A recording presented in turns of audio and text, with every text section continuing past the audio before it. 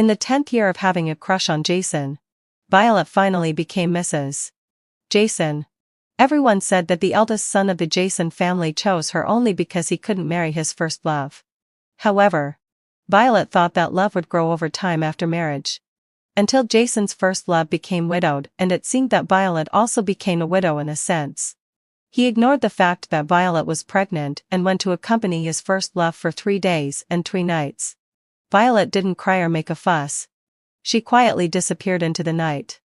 Later, when they met again, Jason tightly grasped Violet's wrist, his voice trembling. "Violet, where is our child?" Violet smiled faintly. "We don't have a child." "Jason, are you almost here?" "Almost. Then I'll wait for you by the roadside." There was sweet excitement hidden in Violet's voice. Because she had just found out that she was pregnant. It was her and Jason's child. Since they got married 2 years ago, there had been a lot of rumors outside. Almost everyone was saying that Jason married Violet because Luna had married someone else. Jason and Luna were childhood sweethearts and had an on-again, off-again relationship for nearly 8 years. Just when Jason was about to persuade his family to accept Luna, Luna suddenly announced her wedding news. The groom wasn't Jason. Overnight, he became a laughingstock in everyone's eyes. So, in a fit of anger, Jason proposed to Violet in public. There were no flowers nor a ring. Just 2 thin marriage certificates. Even Violet's parents reminded her, "Violet, Jason doesn't really love you." But Violet still married him without hesitation.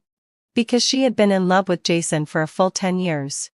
From the time when she first fell in love to when she graduated from university, Jason had always been the only one on her mind. Because she had been in love with Jason for a full 10 years. Even if the whole world opposed it, Violet still held a glimmer of hope. She naively thought that love would grow over time after marriage. As long as she was nice to Jason. Really nice to him.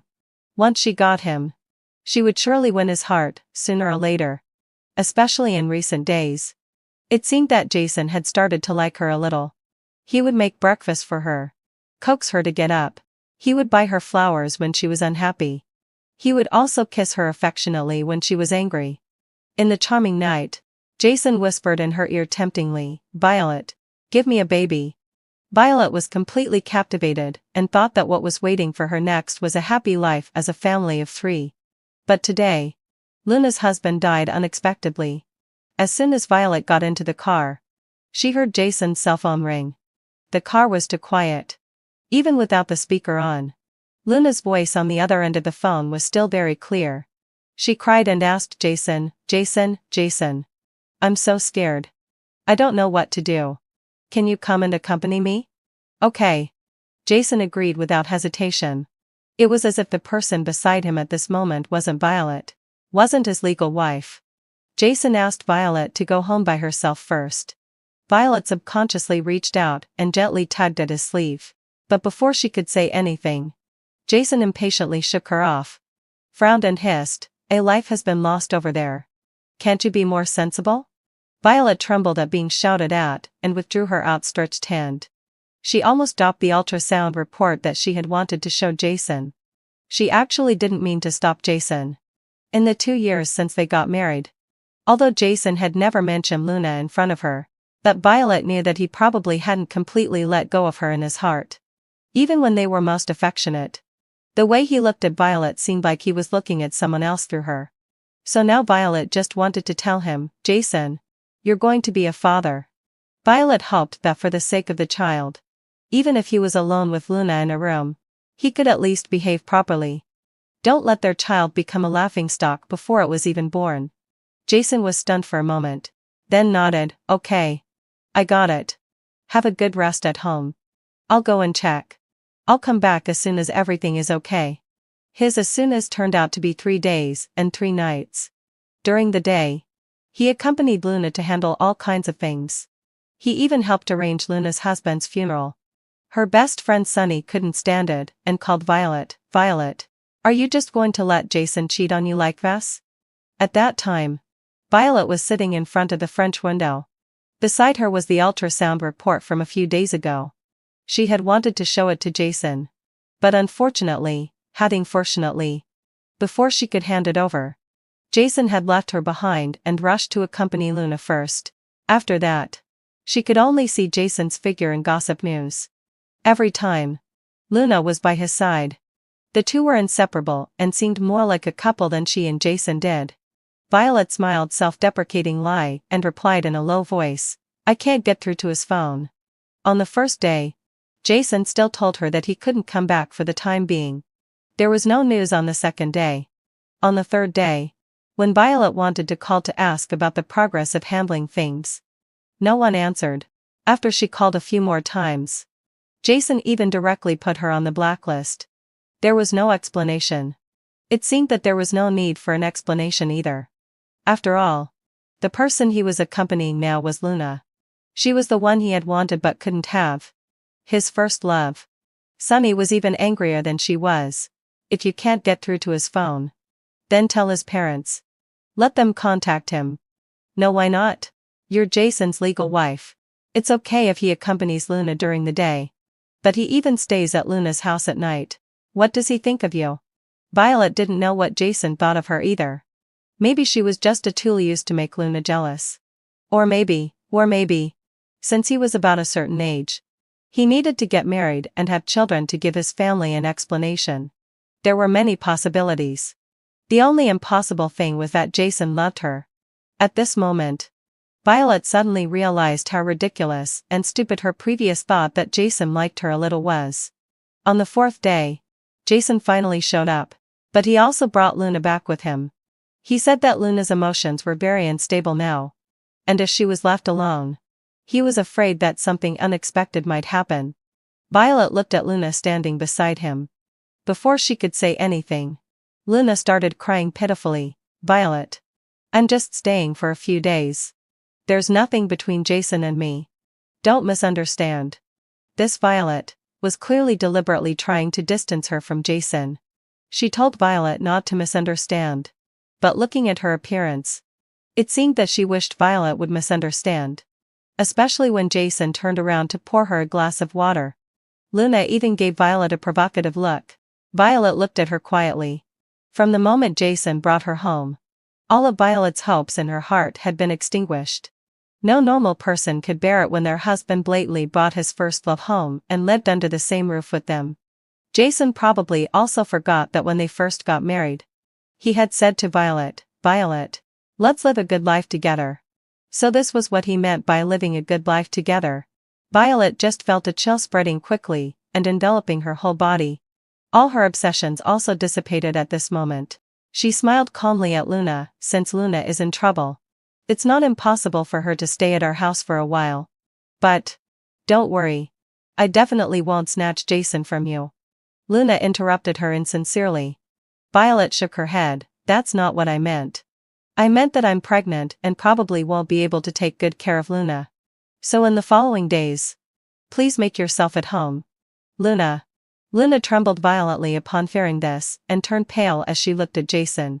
In this situation, it seemed that Violet was the mistress, pregnant with her husband's child. And she was silently questioning. And when Jason faced her hurt look, he was indeed flustered. He took Luna's hand. "I'll take you to rest first. We'll talk about other things later." Luna was led away by him in a daze for a few steps. Then she suddenly came to her senses, shook off his hand, rushed into the room without thinking, and locked the door behind her. Jason knocked on the door outside. Getting no response, he turned around and stared at Violet. That look was the blame that Violet was familiar with. In the 2 years since they got married, although he didn't mention Luna in front of Violet, others would. Occasionally, when Violet talked to others for a couple of sentences, he would stare at Violet like this. It seemed that Luna was some kind of sacred existence that Violet wasn't even worthy of mentioning her name. After that day, Jason never entered the master bedroom again. He slept in the guest room closest to Luna. At night when he was at home, Luna was meek and sickly. Violet could always hear her calling Jason in a weak voice. "Jason, I'm thirsty. Could you pour me a glass of water?" "Jason, what? It's thundering outside. I'm a little scared." "Jason, you're always with me. Will Violet be angry?" Violet wasn't angry. It was just that the weather outside was getting colder day by day. And her heart was also getting colder day by day. Jason was so considerate to Luna in front of her. She didn't dare to think about how intimate the two of them were in the first 3 days. When Jason was pampering Luna, did he ever think of her? Did he ever think of the child in her belly? Jason also wouldn't know what Luna's true face was like during the day after he left. Violet, how long are you going to endure this? Isn't it clear enough who Jason loves in his heart? Even if you're pregnant with his child, he won't like you. At worst, we'll keep the child and get rid of you. But do you trust your child with me? This last sentence really reminded Violet. Jason didn't love her. So naturally he wouldn't love her child either. If the child was born, it would either follow her through a life of hardship, or it would stay in the Jason family with Luna as the stepmother. It shouldn't be like that. And it couldn't be like that. Violet put down her chopsticks and replied faintly, "Tonight. I'll talk to Jason tonight." Luna raised her eyebrows, looking like she was waiting to watch a good show. That night, Jason came back very late. Luna had eaten the food mixed with sleeping pills and had gone to bed early. Seeing Violet sitting alone in the living room, Jason asked, "Where's Luna?" The way he addressed her was so intimate.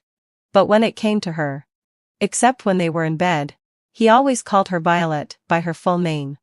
Who was distant and who was close was clear at a glance. Violet's heart sank a little deeper, and she replied faintly with 3 words, "She's asleep." Jason nodded and turned to go back to the room. Since Luna became widowed, it seemed that Violet had also become a widow, in a sense.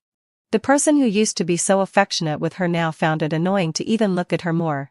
Although Violet had known from the very beginning that Jason married her just to make Luna jealous, she was too greedy. Knowing that everything was like a mirage, she still gradually fell into the illusory warmth of daily life. Now that the illusion had shattered and the truth was laid bare before her eyes, she didn't want to accept it, but she had no choice but to accept it. Violet's hand under the table unconsciously clenched tightly. With great difficulty, she asked, "Jason, Knight, have you ever loved me?" Jason stopped in his tracks and turned around with that impatient look on his face again. He asked coldly in reply, "We already have a child. Why are you talking about love or not now? But I love you so much. It's been 12 years. Violet looked straight at him. Her voice calm yet powerful. Word by word, it seemed to have an echo effect on its own, constantly looping in her ears, shaking her heart with pain. Before this second, her love for Jason had been sincere. Unfortunately, the love that she had once hoped would grow over time didn't turn out as she wished in the end. Now all that was left was mutual dislike. Violet found him annoying even when she looked at him now. Jason was stunned by what she said. His handsome brows moved slightly, as if his emotions had been stirred up. Violet thought he would say something. But after waiting for a while, Jason just said in a reproachful tone, "Luna's husband just passed away. Is it appropriate for you to talk about love with me at this time?" So he knew that Luna's husband had just passed away. So he also knew that it wasn't appropriate to talk about love at this time. But Violet thought he couldn't wait to be with Luna. Her heart ached even more. Violet endured the pain and finally asked him, "Jason, are you looking forward to our child?" Jason tightened his lips, his expression gloomy, and his brows furrowed into a knot. There wasn't a shred of expectation in his eyes. This result was already within Violet's expectation. But people are so strange. She was afraid that the result would be different from what she expected. And even more afraid that it would be the same as what she expected. She heard Jason say, "No matter what happens in the future, if the child is born, our Jason family will definitely raise it." Violet's heart was completely broken. After her emotions collapsed, her voice became a bit muffled. She said, "Forget it then." Jason didn't hear clearly and asked her, "What?" Violet smiled and shook her head. "Nothing. It's getting late. You should go to bed early." After saying that, she didn't care what expression Jason had and walked ahead to the master bedroom. Perhaps Jason would find it very strange. Tonight, it was obvious that she was going to solve the entanglement between him and Luna. But she only said half of what she wanted to say and suddenly stopped. Jason had been ready to face Violet's questioning or even scolding. But neither happened. Violet just disappeared quietly into the night with her packed luggage after he also fell asleep. The 12 sincere and fearless years were ended by herself tonight. Perhaps because Violet had been too kind to Jason in the past years. Jason didn't take Violet's disappearance seriously. He even thought that Violet was just throwing a tantrum because she was pregnant and hoped that he would coax her. But now he was completely occupied with Luna. Even if Violet was really just throwing a tantrum and would come back if he coaxed her a little, he wasn't willing to lower himself. However, Violet wasn't throwing a tantrum. She disappeared completely. Day after day, month after month, she never showed up again. Jason didn't seem to be affected. He still went in and out with Luna and had fun with his friends. The only change was probably that he had been drinking more heavily recently. In the past, he would get drunk at most twice out of 10 times of drinking. Now, out of 10 times of drinking, he would get drunk at least 6 times. At first, Luna would accompany him when he went out to play and would take care of him when he was drunk. Later, seeing that he was getting drunk out of control, she became a bit impatient. Well, she didn't come with him today. In the brightly lit and noisy private room, his childhood friend Chase took the opportunity to sit beside Jason and asked in a low voice, "Are you really not going to look for Violet anymore?" Jason's eyelids twitched, and something flashed across his expression very quickly. In an instant, he regained his cold look and sneered as he asked back, "Why should I look for her? Who does she think she is? She's your wife. She doesn't have to be." Chase, that ingefälld my session. Outsiders didn't know that when Violet left, she left a signed divorce agreement. She clearly loved Jason so much. But in the end, she didn't want anything and just wanted a clean break. Jason didn't realize it until he saw that divorce agreement. That night, Violet really wanted to solve all the problems. But if she couldn't solve the problem between him and Luna, then she would solve the problem with him. And the quickest solution was divorce. At first, after Violet left, Jason didn't feel anything special. Even because Luna came back to him, he was in a daze every day as if he was on cloud 9. However, even the most loving couple will have a time when the sweet period is over.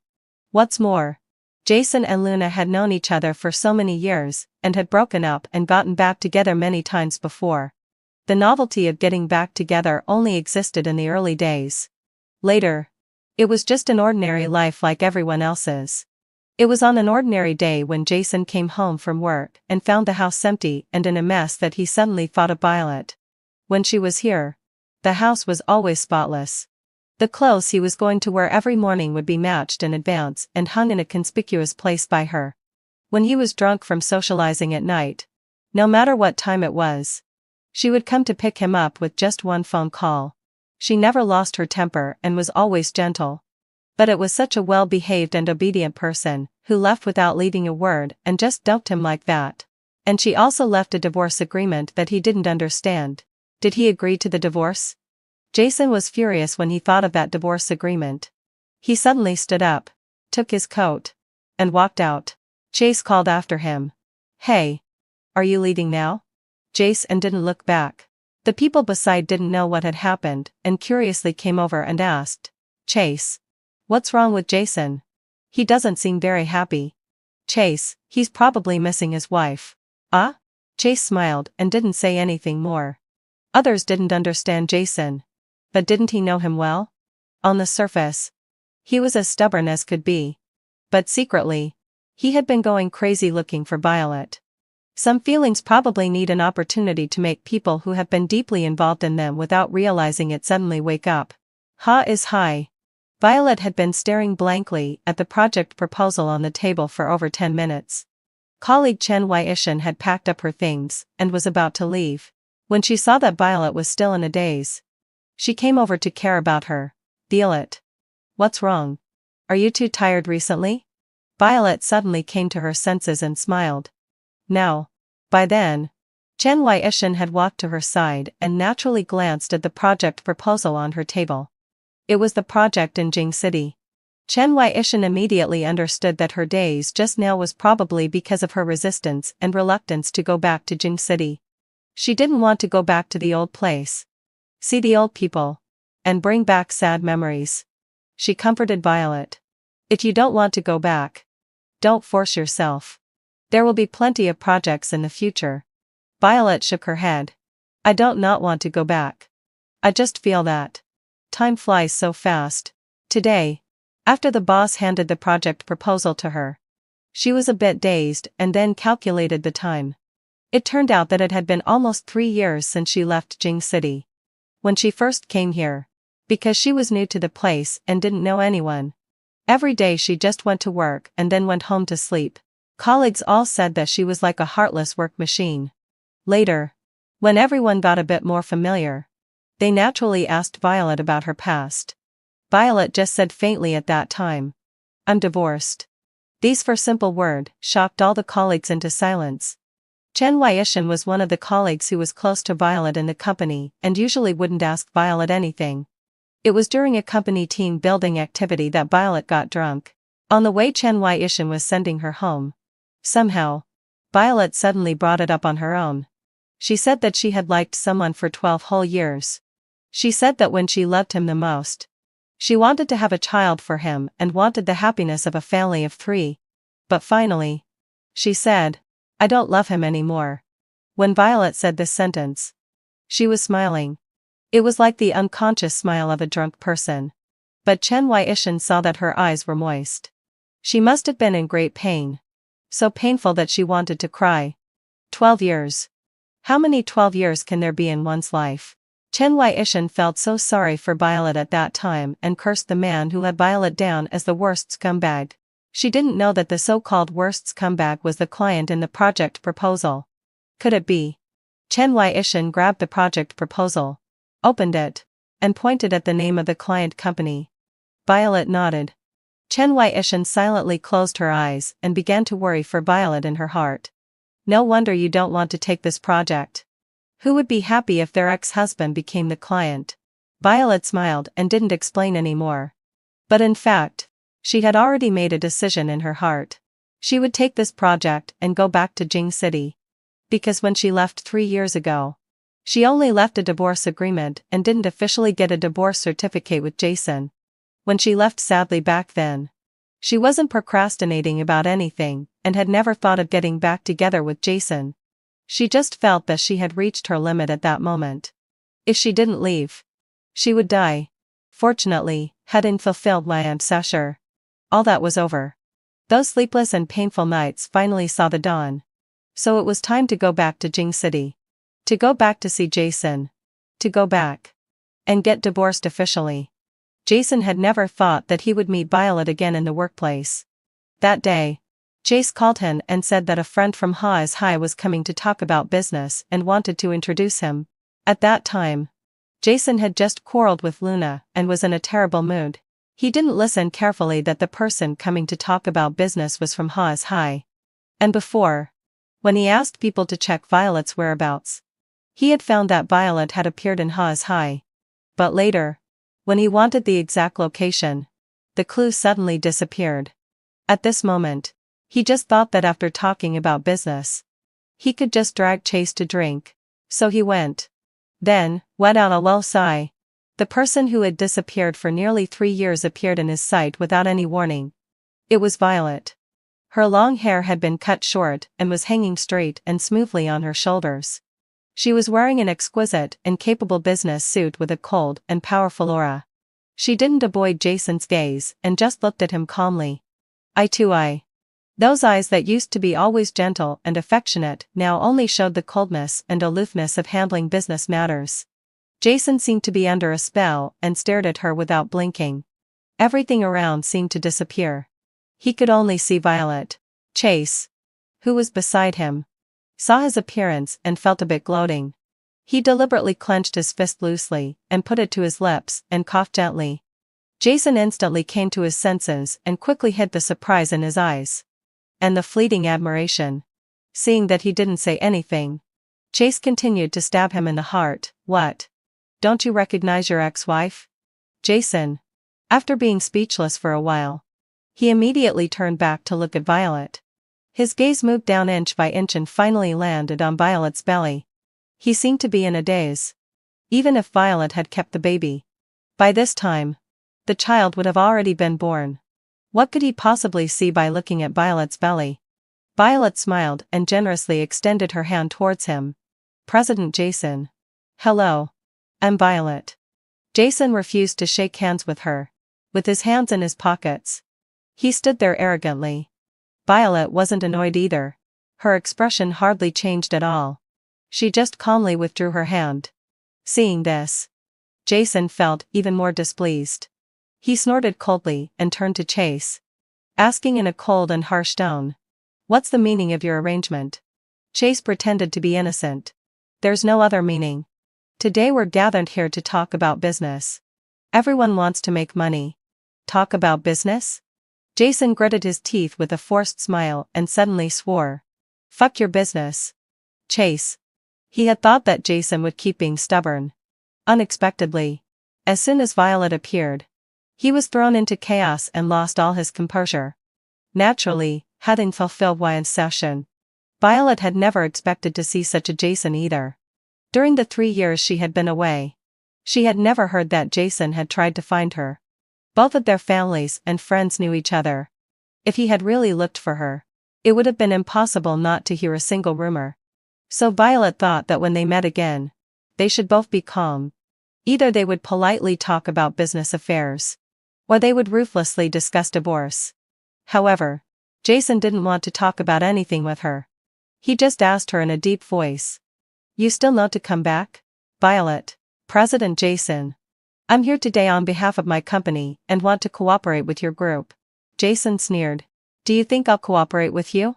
It's not me with you, but company to company. As long as it's the company you represent, I won't you." Before Jason could finish his words, Violet suddenly lost her patience. She turned to Chase and said, "Finn, honey, leave too. I think President Jason isn't in a stable mood today. I'll come to talk to him again when he's in a better mood next time." Jason? Chase really wanted to laugh when he saw Jason being put in a difficult position. But he was afraid that if he laughed out loud on the spot, Jason might kill him to silence him. After Violet finished speaking, she nodded politely at Jason and then left. Jason? At this time, Chase couldn't hold back anymore. Although he still didn't dare to laugh in front of Jason, he turned around and his shoulders were shaking with laughter. Jason's face was completely black. After Violet left, Jason glared at Chase angrily and also planned to leave. Chase stopped him. "Jason, don't you want to ask me how I got in touch with Violet? Will you tell me?" Jason turned around and asked back with anger. Ever since the moment Violet had unexpectedly appeared in front of him, he had known that his brother had betrayed him. So he didn't expect Chase to tell him the truth. But at this time, Chase suddenly picked up his phone and played a recording. "Violet, how long are you going to endure it? What does Luna mean by asking this? Isn't it clear enough who Jason likes in his heart? Yes, having fulfilled my obsession. It's quite clear.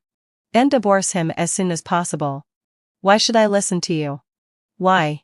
Even if you're pregnant with his child, he won't like you. I see.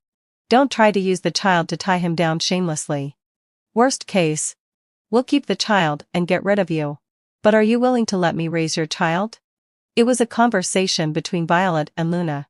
In the recording, Luna was pressing Violet hard, and every word she said was so shameless and vicious. While Violet remained calm all along. Unless one listened very carefully, only a trace of desolation could be heard from her calm voice. Jason was so shocked by this recording that he almost froze on the spot. After a while, he slowly opened his mouth and asked Chase, "Where did you get this recording?" Violet sent it to Sunny when they were chatting. "And I stole it from Sunny's phone."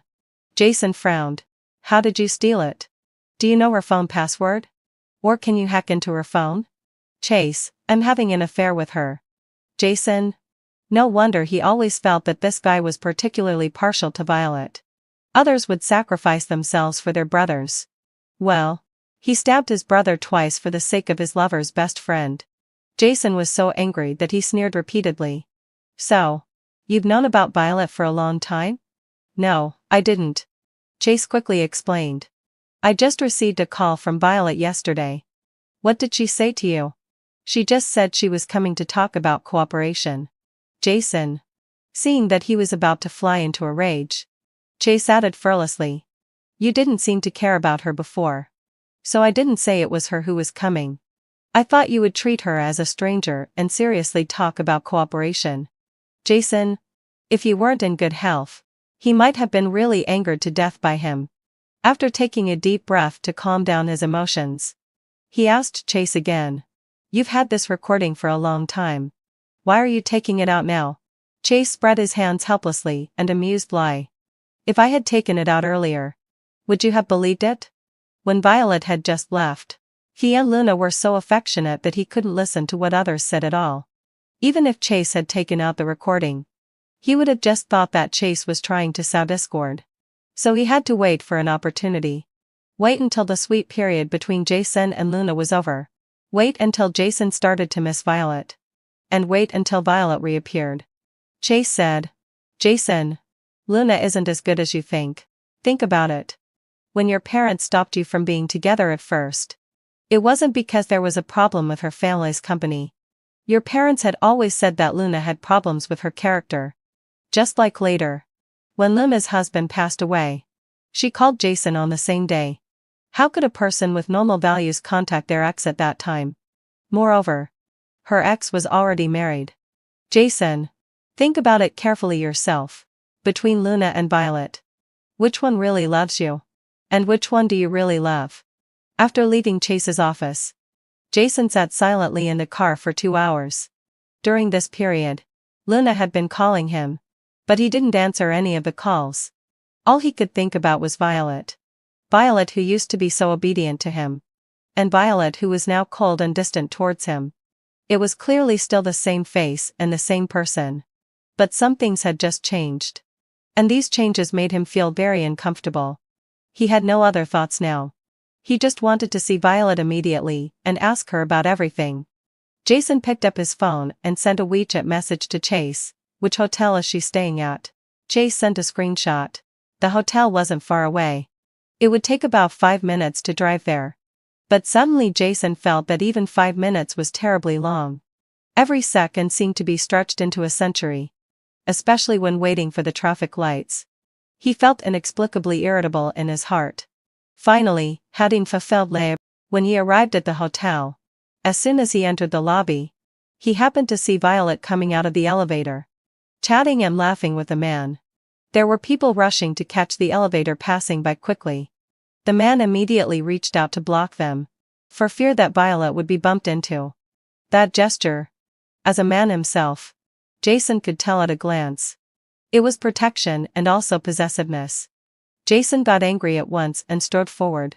Violet had been chatting and laughing with her colleague.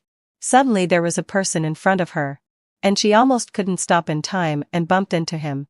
Watch out! The person beside her pulled her back. Violet was caught off guard and fell into her colleague's arms. At that second, it was as if something exploded in Jason's mind. Without thinking too much, he immediately reached out and pulled Violet back. Both Violet and her colleague were stunned. She only heard Jason asking in a stiff voice above her head, "Who is this?" Violet slowly raised her head and met Jason's angry gaze. She didn't quite understand why Jason was angry and on what grounds he was angry. Who was the one who brought his first love home regardless of her pregnancy? Who was the one who never entered the master bedroom again later because of his first love? And on the night of their last conversation, did he care about her or the child at all? Now what was he pretending to be so hypocritical here for? Violet felt disgusted in her heart, but her face remained calm. She calmly reminded him. "President Jason. Please let go." Jason sneered. "Let go of you? And then what? Do you want to hold hands with him?" "Violet. Don't forget that we haven't officially divorced yet." The colleague was a bit surprised when he heard this and looked at Violet. The guests coming and going around also cast curious glances one after another. Violet really didn't want to be watched like a monkey. So she turned around and was about to leave. Jason wanted to stop her. But Violet's colleague stopped him first. "President Jason. Although our company wants to talk about cooperation with you, isn't it too much for you to harass her so blatantly? Get lost." Jason's attitude was very arrogant. The colleague was about to say something more, but Violet shook her head at him. After all, the Jason family had some influence in Beijing. If they angered Jason and something really happened, it wouldn't be worth it. Besides, she didn't want to involve others in her private affairs with Jason. Violet looked up and said, "Jason, let's talk about the divorce. How do you want to talk about it?" Violet first gave her colleague a look and the latter nodded knowingly and left first. Then Violet pointed to a corner and signaled Jason to go there. Jason was still a bit angry and had a gloomy face. Violet didn't care about him and walked over and sat down first. After waiting for a while, Jason reluctantly sat down opposite her, still with an air of superiority. "How do you want to talk about it?" "Violet, I should be the one asking you this question. Right? Shouldn't President Jason be more eager to get divorced than me? Otherwise, with your married status, how can Luna stay by your side rightfully?" When Luna was mentioned, Jason's face seemed to become even uglier. He didn't answer Violet's question and directly and just said, "I'll handle the matter between me and Luna myself. What we need to talk about now is the matter between you and me. Violet, I've already given you the signed divorce agreement." "Jason, when did I say I wanted a divorce?" "Violet, was there anyone more shameless than him in the world? Or did he think that she really loved him so much without any bottom line that she could live under the same roof with his first love and share a husband with her?" Violet was so angry that she laughed. "If President Jason isn't willing to part on good terms, then I can also file for divorce." Jason's eyes darkened. He was very angry, but there was another emotion that came even more strongly. It was fear. The old Violet couldn't leave him. But the current Violet kept addressing him as President Jason and talking about divorce all the time. It seemed that she really couldn't wait to draw a clear line from him. Jason just imagined the scene of Violet falling in love with someone else in his mind. And he felt like he was going to explode. Perhaps Chase was right. He had already fallen in love with Violet. It was just that the old Violet was too docile. And with Luna causing trouble in between, he hadn't realized his love for Violet. Until Violet suddenly left that night. And until this moment when he saw Violet chatting and laughing with another man. Jason finally began to be afraid, even when Luna announced her wedding news back then. He was just angry and hadn't been this scared. Jason was so distracted that he didn't know what to say. After waiting for a long time and seeing no sign that he was going to speak, Violet didn't want to wait any longer and got up to leave. However, just as she had taken 2 steps, Jason suddenly stood up too. Before Violet could turn around, her wrist was grasped first. "Violet." Jason's deep and repressed voice came from behind her. "Have you fallen in love with someone else? It's none of your business. But you said you would love me forever. Did I? I don't remember." Violet tried to pull her hand back, but Jason grasped it even tighter. When he spoke again, it seemed that his voice was trembling a little. "Violet, where is our child?" He finally asked about the child. That child who had never been expected by him from the very beginning. A dispensable child. Violet turned around and looked at him quietly for several seconds. Then a faint smile appeared on her lips. "We don't have a child." On the 3rd day after arriving in Ha's High, she went to the hospital to have an abortion. Because she had no relatives there, and someone had to accompany her for the operation, Violet hired a female college student temporarily. The little girl was very kind. Originally, Harry fulfilled my Soshi. They had agreed that she only needed to accompany Violet until the operation was over. But seeing that Violet was alone, she not only sent Violet home but also stayed with Violet for half a day more. Before leaving, she also helped Violet prepare dinner and told Violet to have a good rest. Violet smiled and nodded to her. The little girl opened the door and left. When the door closed, a certain switch in Violet's heart was turned on. A person who was paid to do a job could still show extra care and concern for her. But the person she had loved for 12 years only hurt her again and again. Before leaving, she had mentioned the child to Jason more than once. However, Jason had never shown an expectant attitude. Now, what right did he have to ask about the child? Violet said coldly, "I don't love you anymore. And I would never give birth to your child." Hearing this, Jason seemed to be struck by lightning and froze on the spot. Such a reaction was really ridiculous. If he really cared about the child, How could he have brought Luna home when he knew she was pregnant? Did he provide the environment and mood that a pregnant woman needed? Since he had already done everything that shouldn't have been done back then. Now, who was this hypocritical act for? Violet looked at him coldly. Without any emotion in her voice. President Jason. I've already given you an answer to your question. Can we now talk about the divorce properly? Why? Jason approached with red eyes. Each of his words seemed to be squeezed out between his teeth, carrying a strong sense of hatred. Violet. You can blame me or resent me. But the child is innocent. Why did you abort the child? I don't want to be a single mother. Then you could have given birth to the child and sent it to the Jason family. And then let Luna be the stepmother of her child? Violet thought that what she had just said was still too euphemistic and rational. So Jason hadn't really understood what she meant. She simply laid out what was on her mind. Jason. I aborted the child because I don't love you anymore. I don't want to have a child related to you. Do you understand now? Violet. Jason was furious and grabbed her arm tightly. Violet frowned in pain and even gasped. But Jason seemed to be blind and couldn't see it at all. Even he said something even more absurd. You love me so much. How could you abort my child? Tell me. Where did you hide the child? Violet's silence was deafening. She couldn't believe that the person she had liked for 12 years had such a dark and twisted heart. Violet called his name word by word and then pried his fingers open one by one. If Jason exerted force, she would use even more force. Later on, Violet couldn't even tell whether she simply wanted to break free from Jason's grip or wanted to break his fingers. Jason also seemed not to be afraid of pain and kept pestering her, repeatedly asking her where she had hidden the child. I had someone check your whereabouts before. I knew you went to High and also found out that you went to the hospital for prenatal checkups. Violet was slightly shocked. She had thought before that Jason had never looked for her. It turned out that he had looked for her and even knew that she was in High.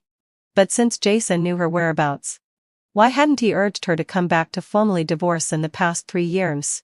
Was it because of the child in her belly? Just as this thought crossed her mind, Violet's cell phone rang. It was Sunny calling. Violet answered the call in front of Jason.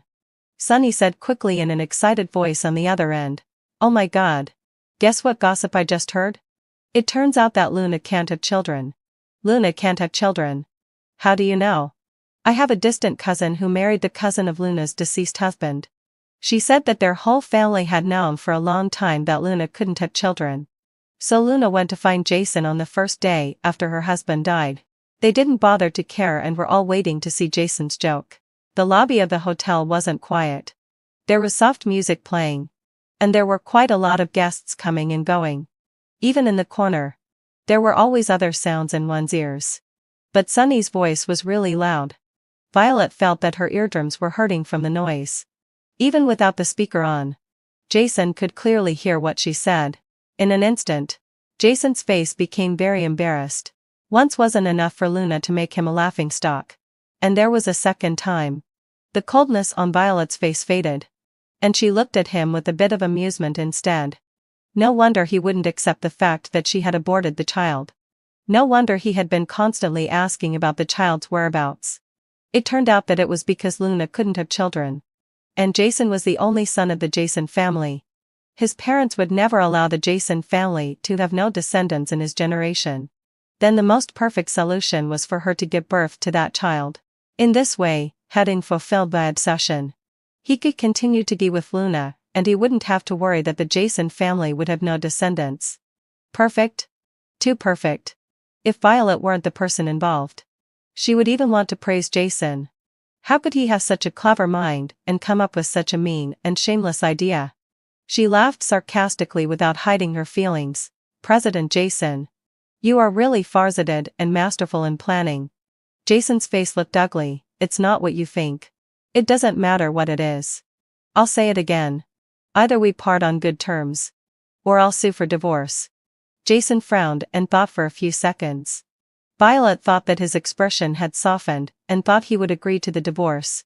But Jason said, I can agree to the divorce, but on the condition that you send the child back to the Jason family first. At this point, all he cared about was that child. He hadn't listened to Violet's request at all. Violet felt powerless and also thought he was ridiculous. She simply went along with what he said. If you want to see the child, that's fine. First, we need to negotiate the cooperation well. Jason, come to me directly with the contract tonight. Tonight won't work. Why? Are you going on a date with that man just now? Violet didn't know whether to laugh or cry. He and I are just colleagues. I don't have time tonight because I'm going back to see my parents. Jason, I'll go with you. Violet. It didn't seem very convenient. Not to mention how much her parents hated Jason now. There was also a special guest at her home tonight. Violet had told her parents before that she had no intention of starting a new relationship for the time being. Firstly, cutting fulfilledly. Because she hadn't formally divorced Jason yet. Secondly, because the previous experience had left too big a shadow. And she was also afraid of getting involved in a relationship again. But her parents couldn't help but worry about her. Tonight, on the surface, they asked her to come back for dinner. But in fact, they had arranged a blind date for her. Finn, the young master of the Finn family who had just returned to China, 2 years younger than Violet. With thick eyebrows and big eyes. Full of vitality. Just by looking at the photo, one could feel his surging hormones. Vaguely carrying a wild charm. Violet didn't plan to get in touch with this younger brother and develop a relationship with him. And naturally, she didn't want him to meet Jason either. To avoid more troubles. However, just because she didn't let Jason go to her home didn't mean that Jason would obediently listen. Sure enough, just as she entered the door, Jason arrived right after. Violet's mother, Mrs. Violet, immediately pulled a long face and asked coldly, "What are you doing here?" Jason didn't answer but first glanced inside the house. Violet and Finn were sitting on the same sofa. Although there was a bit of distance between them, it wasn't like the Violet family only had that one sofa. They must have been arranged to sit together on purpose. Jason curled his lips and laughed sarcastically. "Mom, Violet and I haven't divorced yet. Don't call me Mom. Mrs. Violet's voice became even colder and harsher. "Don't come looking for our Violet. Go find your Luna. Jason, Luna and I are just friends. Violet and I are husband and wife." Husband and wife? Mrs. Violet seemed to have heard the funniest joke in the world. She raised her finger and pointed at Jason. "Do you still remember that you and Violet are husband and wife? Who is it that brought his lover home to live? And who continued to live with his lover after Violet disappeared?" "Jason, Luna is living in her own house now." "Is that her own house? Didn't you buy it for her?" Mrs. Violet became more and more angry and her body began to tremble slightly. She pointed at the door and said to Jason, "Get out." Such an embarrassing situation in person was the first time for Jason, who had been pampered since childhood, to endure. But surprisingly, he didn't get angry and just stood there silently. Seeing that he wouldn't leave, Mrs. Violet turned around and wanted to find a broom to drive him out.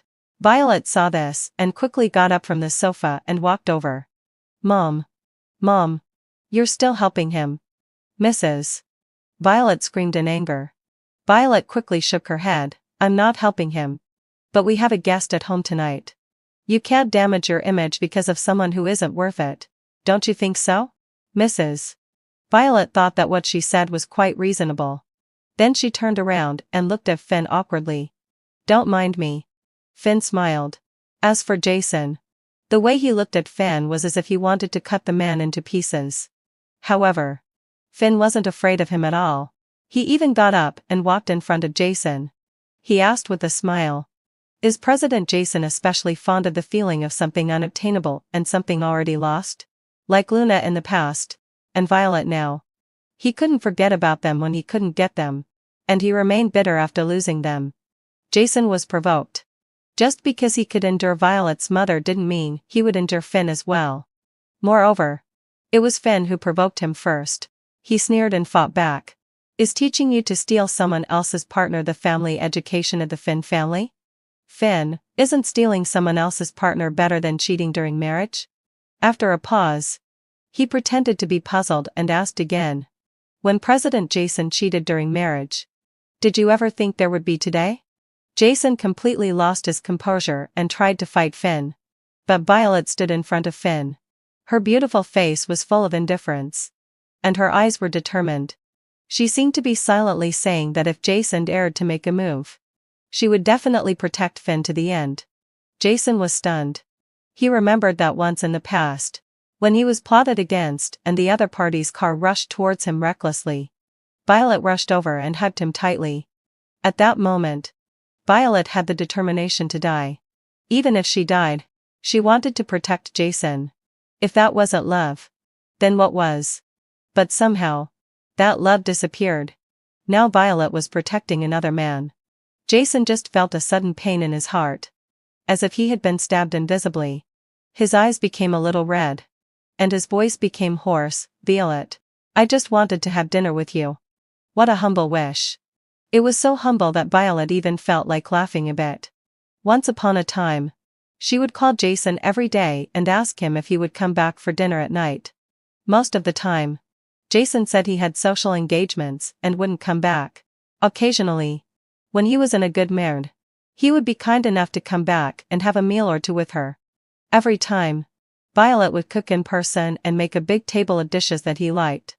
Even if Jason didn't eat much and sometimes even criticized her cooking skills. But as long as the two of them sat at the same table and under the same roof, Violet would feel happy. Jason, we could have dinner together every day before, but you didn't want to. Now, I don't want to either. So, are you taking revenge on me? There's no need. Violet said in a flat voice. I just want to have a good meal with my parents. You can go back. Jason didn't leave immediately. It wasn't until Violet took her mother's hand and called Finn. And the three of them went to the living room on their own, completely leaving him alone at the entrance hall. That kind of complete disregard. Let alone a proud son of heaven like Jason. Even an ordinary person would be driven crazy. Jason finally couldn't bear it anymore and turned around and quickly walked out of the Violet family's house. Violet heard the sound and casually glanced at the door. It was good that he left. Otherwise, nobody would have an appetite tonight. After Jason made such a fuss, Violet's parents naturally felt embarrassed to mention the matter of letting Violet get in touch with Finn again. It's just that when Finn was about to leave, Violet's mother asked Violet to see him off. Violet didn't decline because she had something to say to Finn alone. Finn seemed to have sensed her intention too. As soon as they got to the car, he asked Violet straightforwardly, "What do you want to tell me, Violet?" Violet was a bit surprised, and then couldn't help laughing. "Sorry for making you watch a joke tonight." "Whose joke? Your ex-husband's?" Violet. Although she was speechless, it was really humorous. Violet could sense that Finn was deliberately trying to cheer her up. So she had to make it clear. "Finn, I didn't feel why I'd say. I haven't officially divorced Jason yet. And even if I get officially divorced, I don't have any intention of starting a new relationship for the time being. Tonight's dinner was arranged by my parents. I'm sorry for wasting your time." "Finn, who said it was a waste of my time? If I didn't want to come, no one could force me. Then, I can wait for you to get divorced." "Violet, there's no need. Really no need." Violet shook her head. "Finn, you're still young and have many choices. I'm not suitable for you. Whether it's suitable or not should be up to me to decide. But we just met for the first time today." "Finn, it's not the first time. It's the third time." Violet was shocked. Because in her impression, although she had heard others mention the young master of the Finn family before, she had never seen him. She hadn't even seen a photo of him and couldn't match him at all. "Where did we meet?" "For years ago. On the streets of New York." At that time, Violet and Jason had been married for a year. Jason went on a business trip to New York. Violet went there quietly. Originally, having fulfilled so, she wanted to celebrate Jason's birthday and give him a surprise. But when Violet arrived at the hotel, she saw Jason entering the elevator with a young girl. Jason's coat was draped over that young girl. The young girl looked up, acting coquettously and flirting with Jason. Jason lowered his eyes, with a gentle smile on his lips. That was a side of Jason that Violet had never seen since they got married. She took out her phone and called Jason. Jason replied on the other end without blushing or panting. I'm busy. I'll call you when I'm free. The moment he finished speaking, he hung up the phone. He didn't give Violet a chance to say another word. Violet left the hotel sadly. She remembered that the streets of London that day were bitterly cold. The wind blowing on her face was like being slapped with a cold iron object. She walked aimlessly on the road. She accidentally bumped into someone and forgot to apologize. Finn said, "I was the one you bumped into that day." Violet suddenly realized, "Sorry." After a pause, she asked again, "Then when did you see me in Haas High?" 3 years ago. I went to Haas High to celebrate a friend's birthday. The hotel I stayed in was near your company. At that time, Finn was sitting in the car and had a fleeting glance at Violet's side face. But the encounter on the streets of London was so impressive to him. A beautiful Chinese woman was walking aimlessly in the heavy snow, looking lost. She bumped into him. Didn't apologize or show any reaction. Just stared at him blankly for 2 seconds, and then continued walking. Finn remembered her. Later, he also asked people to check on her. When he learned that she was also from Jing City, he was a bit excited at first. But then he learned that she was already married. And her husband seemed to be really messed up. After getting married, he still couldn't forget about his ex-girlfriend, and even took his ex-girlfriend back home to live with them despite his wife's pregnancy. At that time, Finn thought that Jason was really ungrateful. He meant if Violet was with him, he would definitely make Violet happy every day, and would never let the scene on the streets of London happen again. Maybe God heard his prayer. So he met Violet again in Haas High. At that time, Violet and Jason had already fallen out. She went to Haas High without telling anyone. After learning the inside story, Finn naturally helped her hide her whereabouts. Later, he heard that Jason was investigating her and even asked his friends in Haas High to help cut off the clues of Jason's investigation. Originally, having fulfilled my inside. When I was in Haas High, I wanted to get to know you. But something happened at that time and I had to rush back to London. Violet nodded and casually said, "Then we're quite fated." The speaker didn't mean anything by it, but the listener took it to heart. The corners of Finn's mouth turned up again and again. But seeing that Violet's attitude was quite firm, he didn't dare to be too pushy. After a friendly goodbye, Finn got in the car and left. Violet turned around, ready to go home. However, out of the corner of her eye, she caught sight of a person standing in the shadow of the corner. She was startled and quickly turned her head. It was Jason. After coming out of the Violet family's house, he hadn't left. He watched through the window as Violet and Finn sat at the same table having dinner, chatting and laughing. Violet's parents were also very polite to Finn and kept putting food in his bowl. After dinner, they sat together chatting. Finally, hadn't fulfilled Violet softened out. Finn said that he had already met Violet twice before. His liking for Violet, from his expression to his eyes, was all revealing it. Jason was already feeling irritable, because Violet insisted on getting a divorce. Now there was Finn too. He really felt that he was about to explode. Violet. Jason's voice was low and repressed as if he was in extreme pain. But Violet's expression didn't change at all. She was truly completely disheartened. No matter what kind of appearance Jason put on in front of her, there wouldn't be much fluctuation in her heart or on her face. And the reason why Jason was in such pain was largely because he had heard the conversation between Violet and Finn. To be fair, the Finn family had a good development in Jing City. Finn was also good-looking. If Violet really wanted to find a new partner, Finn would be a very good choice. But Violet didn't. She clearly refused Finn without any sign of ambiguity. Unlike Jason, when he and Violet were still husband and wife, he was already involved with Luna. The difference in character was obvious. Jason felt very uncomfortable in his heart, and could only change the topic and asked about what happened in London that year. Violet quietly looked at the night sky in the distance. The weather tonight wasn't good, and the night was continuous. Just like when she saw Jason with that young girl in the hotel in New York that day. There was a continuous depression in her heart. She had known from the beginning that Jason didn't love her. So when she saw that scene, she didn't even have the courage to go up and question him. She was afraid that Jason's answer would be what she thought. And she was also afraid that the answer would be even worse, and make her even more embarrassed. Violet said, "I did go to see you that day. But later I found that the heavy snow on the streets of New York was also very beautiful. The snow was cold, just like her heart."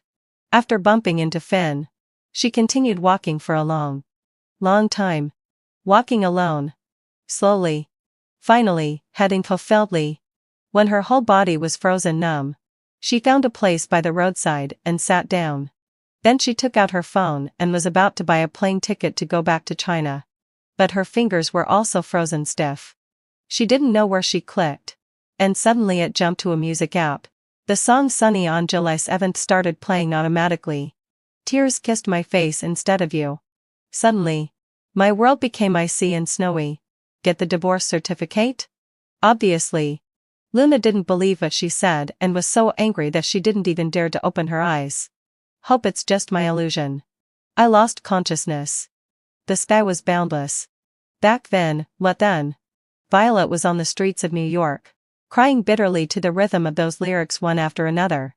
Later, after she returned to Beijing, she had a high fever for several days. It wasn't until the day Jason came back that her health improved a little. However, Jason didn't seem to notice her abnormality. He didn't even ask, "How were you during the days when I was away?" Probably because he had a good time during those days himself. The past is like smoke. Whether good or bad, it's all gone. Violet withdrew her gaze and smiled faintly. Next time when there's a chance, I'll still go to the streets of New York to watch the snow. Jason, with me? How is that possible? Violet gave him a sidelong glance. It was as if she was saying, "What on earth are you thinking? Are you worthy of going with me?" Jason stared at her blankly. Only at this moment did Jason realize that he didn't know Violet that well. She wasn't always gentle and would also have a bit of a temper. When she gave someone that sidelong glance, her eyebrows and eyes were full of vitality, so vivid that people couldn't help being attracted. Suddenly, he was jealous that Finn had seen another side of Violet a long time ago. Even if it was the other side of her when she was in a daze. But at least that was the real Violet. Jason smiled silently, with self-mockery in his eyes. He asked Violet softly, "Do you think that I slept with that girl?" "Violet, I used to think so. But now, it's none of my business. But I want to explain." Jason lowered his stance and spoke clearly word by word. "In the night, when I took her back to the room, I did have some scoundrel-like thoughts. But after answering your call, suddenly I didn't want to do it anymore. If you hadn't left so quickly, you should have seen that girl leave." Violet, oh. Let's not say whether this explanation is true or not for now. Even if it's true, didn't he also want to have a relationship with someone else at the very beginning? Just because it didn't happen in the end doesn't mean the initial ill intention can be erased. Violet didn't dare to think about how much pain she would feel in her heart if she still loved Jason and heard him explain like this. Fortunately, hadn't fulfilled my answer. She didn't love him anymore. Violet turned around expressionlessly. Jason called out to her. "Violet." A term that should have been intimate but now made people feel disgusted. Violet didn't turn her head back. Instead, she even quickened her pace and went into the house. Suddenly, the wind blew outside. Jason stood in the cold wind, feeling that the temperature of his body was being taken away bit by the wind. It was so cold that it seemed he would die in the next second. He hoped that Violet would come to save him. But he also clearly knew that Violet wouldn't come. "Violet. Have I really lost you completely?" The next day, Violet took the contract to the Jason family's group. It should be that Jason had given instructions in advance. So she had a smooth journey from the moment she entered the gate. Even when the elevator reached the top floor, Jason's assistant was already waiting there in advance. "Madam." Xander still addressed her as before. Violet corrected him. "I'm here on business today. Please call me Violet." Xander was slightly stunned. He seemed quite surprised at her change. But as a subordinate, Xander naturally wouldn't go against what his boss's wife meant. Even if his boss and his wife were in the middle of a divorce. Xander led Violet to Jason's office. After knocking on the door and entering, Xander withdrew first. Violet casually looked around. It was still the same as before. Except that there was an extra photo frame on Jason's desk. Since it was facing away from Violet, she couldn't see whose photo was in that frame. Violet didn't want to look either. She put on a professional smile and stepped forward to greet Jason politely. "President Jason. Here is the contract we've prepared. Please have a look." Jason took it but didn't open it immediately. Instead, he put it aside. Then, Nana. He took out a folder from the drawer and handed it to Violet. "What is this?" Violet asked subconsciously. "Jason, open it and see." Violet opened it as she was told. What caught her eye were 5 big characters: divorce agreement. Besides being shocked, Violet quickly read it through. It wasn't the one she had left before. It should be that Jason had asked a lawyer to draw it up anew. The terms in the agreement were still favorable to her. Jason had given her quite a lot of property. After reading it, Violet looked up and stared at Jason steadily. Actually, she hadn't thought that Jason would agree to the divorce in such a short time. After all, before that, Jason had been clamoring to see the child.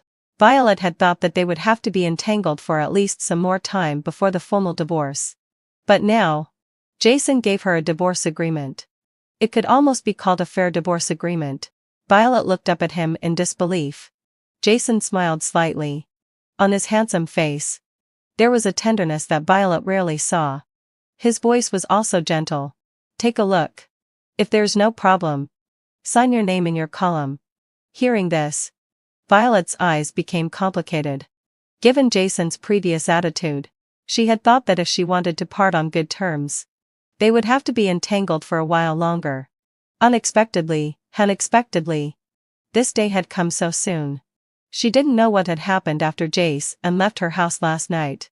Why did he suddenly come to his senses? Violet had many questions in her heart, but she didn't ask them. She just wanted to sign the divorce agreement and get divorced as soon as possible. Everything else could wait. However, just when she picked up the pen to sign, Jason suddenly leaned over and held her hand. "Violet." Violet kept her gaze down. Didn't respond. And didn't look at him. Jason's palm was pressed against the back of her hand. Violet could feel that his palm was warm and dry. The warm feeling spread little by little from the place where their skin touched, carrying an out-of-place ambiguity. At least in Violet's opinion, there should be no more physical contact between her and Jason. She moved her wrist, trying to break free from Jason's palm. At this time, Jason asked her, "Violet, do we have to get divorced?" Violet nodded. "Yes, having fulfilled my obsession. We have to." Jason smiled sadly and suddenly seemed to have all his strength drained away. He fell back onto the chair. Violet bent over and quickly wrote her name in the column where she needed to sign. Then she pushed the divorce agreement back in front of Jason. "President Jason. It's your turn." Jason picked up the pen. Violet watched as the tip of the pen got closer and closer to the place for signing bit by bit. She held her breath and finally didn't even dare to look. She slightly shifted her gaze and just stared with the corner of her eye. She saw Jason write 3 words forcefully. Violet immediately let out a big sigh of relief. She reached out to take the divorce agreement, and Jason didn't stop her. However, when she looked down, she found that what Jason had written wasn't his own name. Instead, it was another 3 words: "Forgive me." The firm and powerful handwriting was trembling obviously when the last stroke fell. Violet's eyes hurt from those 3 words. She turned her gaze away in embarrassment. She heard the chair move. It was Jason standing up and walking in front of her. Jason's eyes were even redder than hers. It seemed that there was a handful of sand in his throat, and his voice was extremely hoarse. "Violet, can you forgive me?" Could she? 10 years of admiration and 2 years of marriage. Could it really start all over again? Violet's mind seemed to have crashed. She didn't think about anything for a long time. Until Xander's anxious voice came from outside the door. "Luna. President Jason is receiving guests. You can't just go in." It was Luna who came. At the moment when Jason was being extremely emotional and almost moved Violet, Luna angrily burst in. All the emotions were interrupted and the atmosphere was ruined. Jason's face immediately turned cold. When he turned to look at Luna, it was as if he was looking at something lifeless. Luna felt a chill in her heart and even paused her steps. But then she remembered the purpose of her coming here today and had to muster up her courage to walk in front of Jason. Jason. She still habitually pretended to be weak. When she looked at Violet, her eyes seemed to be filled with horror. Violet. What a coincidence that you're also here. Violet had no expression on her face and didn't respond to her sarcastic greeting. So Luna turned back and continued to say to Jason. Jason, let out a low sigh. I brought someone to see you. Jason, I'm not free now. But this person is very important. Luna's tone was insistent and she looked at Violet again. Obviously the person she brought might be related to Violet. Jason had already lost all his patience with her, but seeing her like this, he was also curious about who the person was. Luna immediately shouted towards the outside. Iris. Come in. Iris? Wasn't she the female college student and who accompanied me to the hospital for the operation back then? How did she get involved with Luna? Violet looked at the door in shock. Then as soon as Iris entered the door, their eyes met. Iris was both surprised and happy. Violet. Why are you here? Violet smiled at her and then looked at Luna. Visibly, having fulfilledly. Luna panicked. She knew that Jason had been investigating recently whether Violet had given birth to the child or not. Luna thought that as long as she could prove that Violet hadn't given birth to the child, then naturally there would be no point for Jason and Violet to be entangled anymore. So she tried her best to find evidence and finally found Iris. Luna was so excited that she brought Iris back to Beijing from Shanghai overnight. Today she brought Iris to see Jason early in the morning. But what she told Iris was, she and Violet were best friends. Jason had hurt Violet so much that she couldn't stand it. Now Jason was still pestering Violet because of the child and might even hurt Violet again. So she hoped that Iris could come to Jason and tell him personally how decisive Violet was when she had the abortion back then. In this way, Jason would naturally give up the idea of continuing to look for the child and wouldn't pester Violet anymore. Iris believed Luna's lies and came with her. But Luna never expected that Violet would be in Jason's office today. The two of them seemed to be on the verge of rekindling their old relationship. Wen's and her stopped her from coming in just now. She had even suspected that Jason had a new lover. It turned out to be Violet. Luna was so angry that it seemed a fire was burning in her heart, burning away all her rationality. She gritted her teeth and asked Violet. Since you left, why did you come back? Violet, don't worry. I'm not back to compete with you for him. I'm just back to get the divorce certificate with him. She smiled again and said, can't we get the divorce certificate if you don't come back? The Jason family is in Jing City. Can't they even manage to get a divorce certificate? Oh, you're right. As if enlightened by her words, Violet suddenly realized and said, it's easy for the Jason family to get a divorce certificate. Then tell me, why hasn't it been done in the past 3 years? Because Jason didn't want to divorce. In fact, the first person who noticed that Jason had fallen in love with Violet wasn't Chase but Luna. 3 days after Violet left quietly, Jason began to be out of sorts. He often stared blankly at something in the house. He would also wake up suddenly in the middle of the night and then stand on the balcony smoking like crazy. On such a cold day, he was only wearing a thin nightgown. When Luna found him, she felt that he was almost frozen into an ice cube. But no matter who asked Jason if he missed Violet, he would answer without hesitation, no. Such duplicity was exactly like this. From that time on, Luna began to be afraid that if Violet came back, she might never be able to stay by Jason's side again. So in the past 3 years, she had actually urged and forced Jason countless times, wanting a legitimate identity. But every time, Jason either escaped or lost his temper. Later, as long as she brought up this matter, Jason would just turn around and leave directly. The former first love, once truly obtained, became like a grain of rice stuck on the clothes and would have to be taken off and thrown away sooner or later. Luna looked at Jason with a heartbroken look. Jason.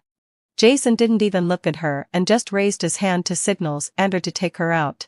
At first, Luna refused and even threw tantrums in the office. Jason then warned her coldly, if you want to be thrown out by the security guards, I'll make it happen for you. Jason. Get out. Luna didn't dare to confront him head-on and could only transfer all her anger to Violet. If looks could kill, Violet felt that she would have been torn to pieces by now. Luna left with hatred in her eyes. Xander didn't come in again either. In the huge office, there were only Violet, Jason, and Iris. Jason asked Iris, "What did Luna ask you to say?" Iris looked at him, seeming a little afraid. After all, in front of outsiders, as the president of the Jason family group, Jason was quite imposing. When he put on a cold face, he looked intimidating even without getting angry. Iris moved closer to Violet. Violet took her hand to comfort her. "It's okay. Just say whatever you want to say." Since Luna had already brought the person in front of Jason, then the matter of her having an abortion was bound to come to light. Actually, Violet wasn't flustered in her heart. Because from the very beginning, she had said that she didn't keep the child. It was Jason who didn't believe her. It was also Jason who insisted on using this as a reason to keep pestering her.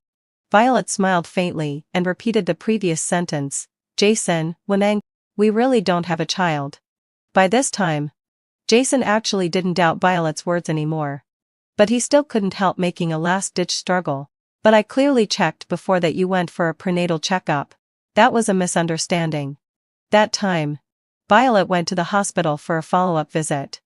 Because she was in a hurry due to something urgent and almost bumped into a pregnant woman. After avoiding her in a hurry, both of their things fell to the ground. The other party took Violet's medical card by mistake. That's why when Jason sent people to check later, what they found was that Violet had a prenatal checkup.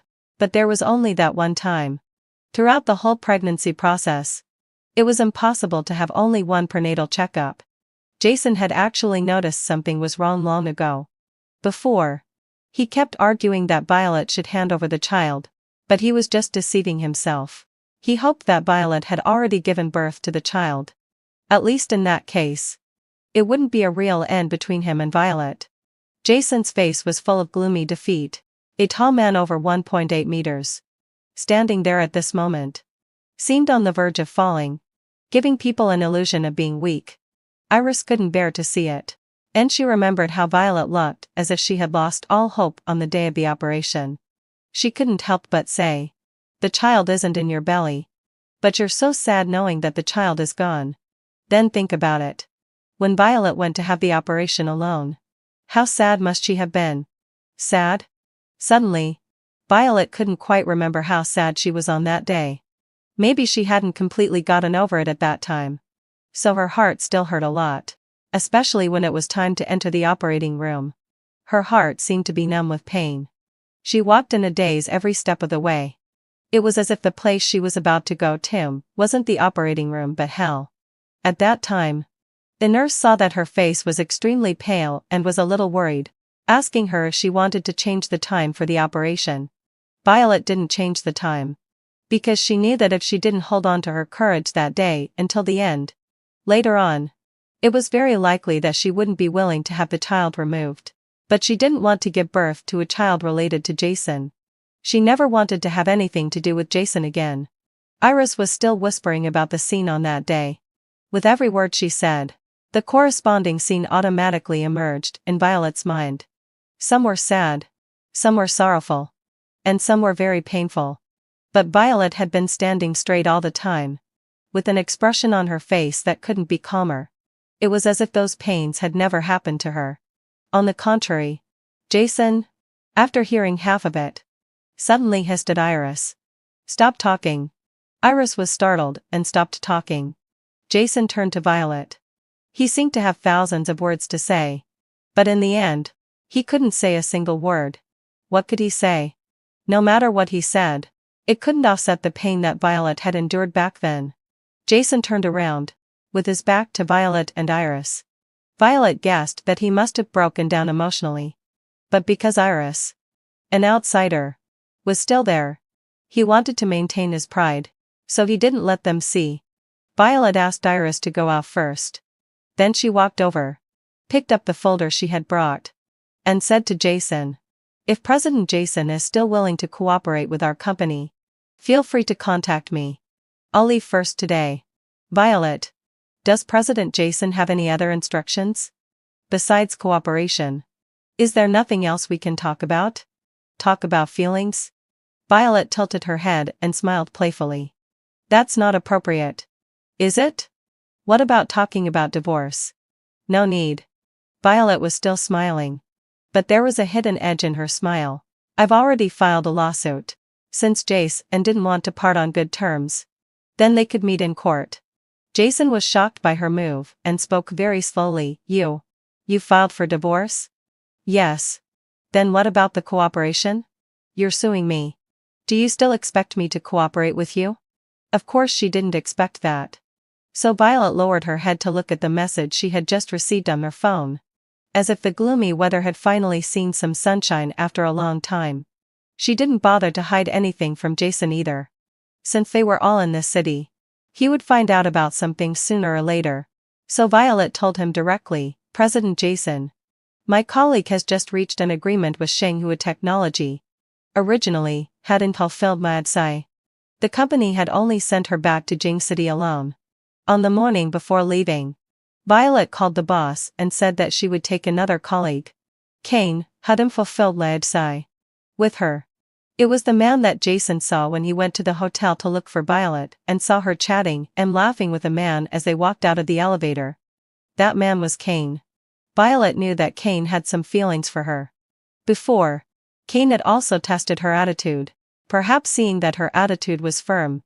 He didn't make his feelings clear. Originally, hadn't fulfilled my obsession.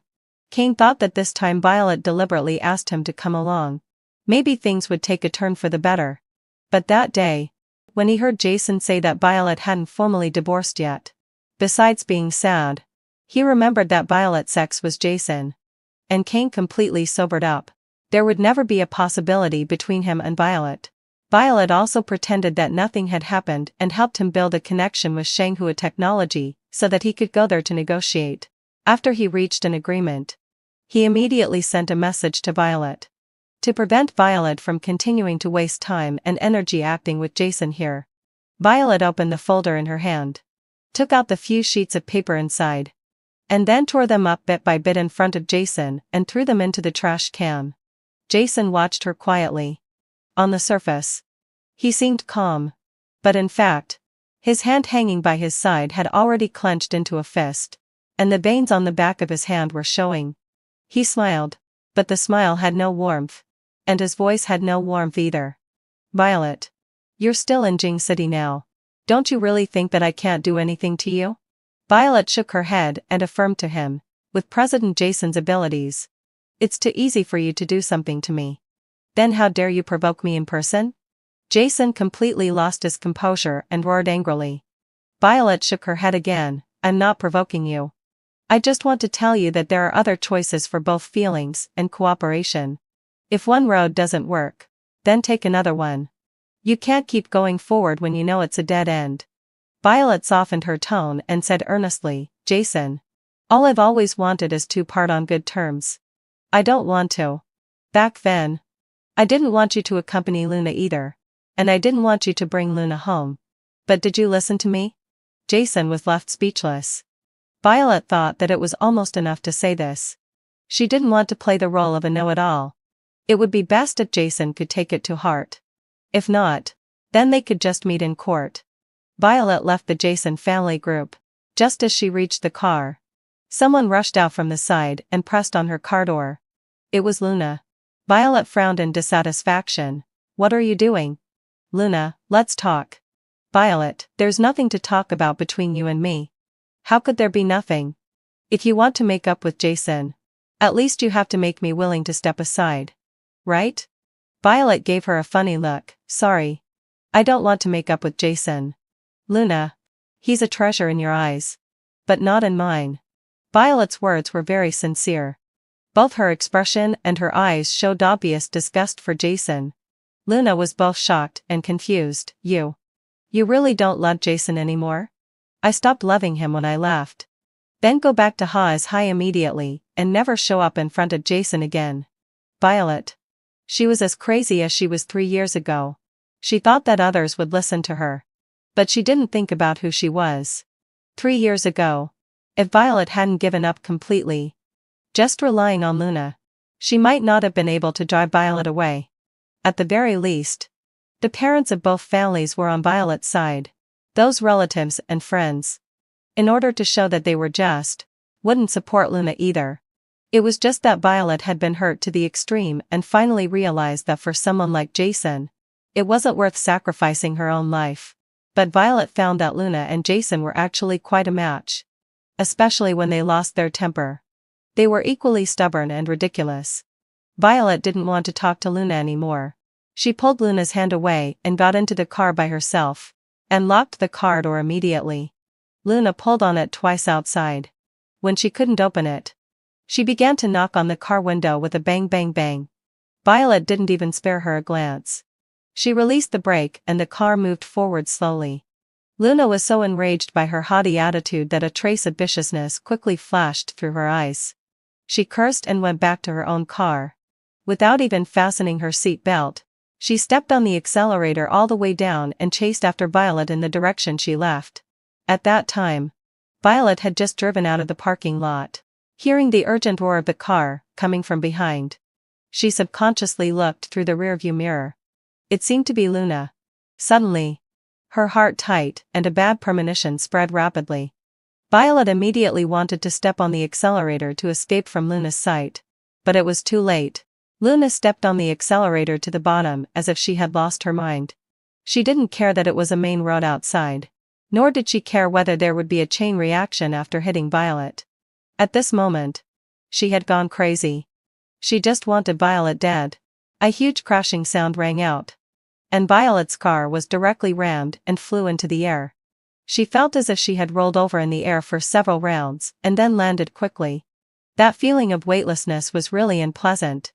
She was eager to grab something, but she couldn't hold on to anything. Her hands could only flail in the air. There was another bang sound. Violet's car fell to the ground, continued to slide forward, and crashed through the median strip. The oncoming cars all made emergency evasive maneuvers.